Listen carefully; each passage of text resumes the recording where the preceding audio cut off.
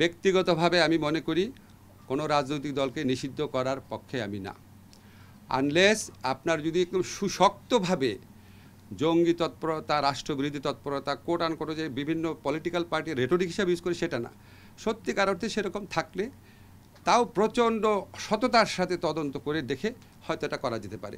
General rule হিসাবে আমাদের সংবিধানে সংগঠন করার স্বাধীনতা আছে। আওয়ামী লীগ বাংলাদেশের স্বাধীনতা সংগ্রামে নেতৃত্ব প্রদানকারী দল, বিভিন্ন গণতান্ত্রিক সংগ্রামে এই দলটার অবদান ছিল। গত 15 বছর তারা যা করেছে সেটা তাদের ঐতিহ্যের সাথে যায় না, সেটা মুক্তিযুদ্ধের চেতনার সাথে যায় না। তারা বাংলাদেশের ইতিহাসে বর্বরতম এক ফ্যাসিবাদ কায়েম করেছিল।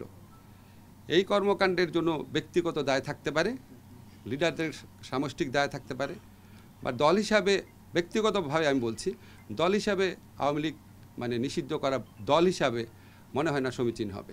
স্যার আমি একটা প্রশ্ন করতে চাই। স্যার আওয়ামী লীগ যখন ক্ষমতা ছিল তখন তারা একটা দলকে সন্ত্রাসী সংগঠন বলতো, এখন আওয়ামী লীগ ক্ষমতায় নেই, এখন অনেকে আওয়ামী লীগকে সন্ত্রাসী সংগঠন বলে বিভিন্ন রকম সাম্প্রতিক হত্যাযজ্ঞের করে। আসলে সন্ত্রাসী সংগঠন কি ধরনের সংগঠনকে সন্ত্রাসী সংগঠন বলা উচিত? কী ধরনের, এটা তো আপনি মানে খুবই জটিল টেকনিক্যাল কোয়েশ্চেন করেছেন। এটা একটা বিশেষজ্ঞ পর্যায়ে মতামত ছাড়া বলা সম্ভব না।